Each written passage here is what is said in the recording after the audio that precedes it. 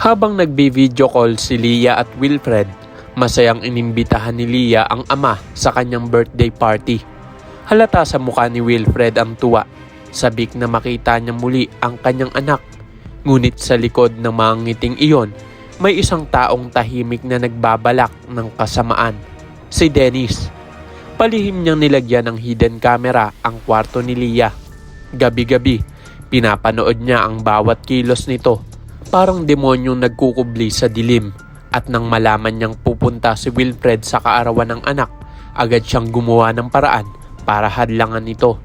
Ginamit ni Dennis ang cellphone ni Carol at nagpadala ng mensahe kay Wilfred. Kunoy may mahalagang pag-uusapan sila. Walang kamalay-malay si Wilfred na hindi pala si Carol ang kausap niya. Pagdating niya sa tagpuan, laking gulat niyang si Ronnie ang sumalubong. Ang babaeng akala niyang nakakulong pa. "Paano ka nakalabas?" tanong ni Wilfred. Gulat na gulat. Mahinahon ang sagot ni Ronnie. "Napag-alamang wala akong kasalanan. Hindi ako ang pumatay kay Joy." Nanlamig si Wilfred. Kung hindi si Ronnie ang pumatay, sino? Sumagot si Ronnie. Baka alam ng lalaking huling kausap ni Joy kung ano talaga ang nangyari.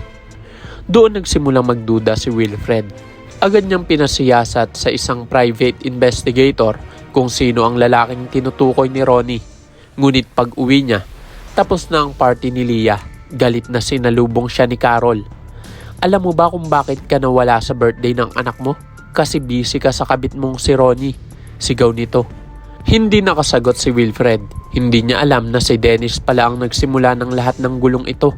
At habang siya ay nagmamakaawa, palihim namang pinapaikot ni Dennis si Carol. Ipinakita ang huwad na kabaitan hanggang tuluyang mahulog ang loob nito sa kanya. Ilang araw lang, nag-ayos si Dennis ng car trunk surprise, mga bulaklak, kandila at musika. Doon sinagot siya ni Carol sa mismong harapan ni Wilfred. Wala itong nagawa kundi panoorin kung paano nakuha ni Dennis ang puso ng asawa niya. Ngunit hindi pa tapos ang laban. Bumalik ang investigador, dala ang isang ebidensya. Isang litrato ni Joy, ang dating asawa ni Wilfred, na nakasakay sa kotse kasama si Dennis. Nanlamig si Wilfred. Doon niya naalala ang huling sigaw ni Joy bago ito mamatay. "Layuan mo na ako." Ang lalaking kausap ni Joy noon, si Dennis.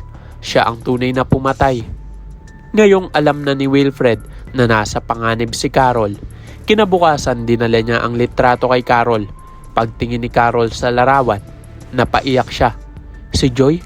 At si Dennis? Paano mo nakuha to?" Sagot ni Wilfred.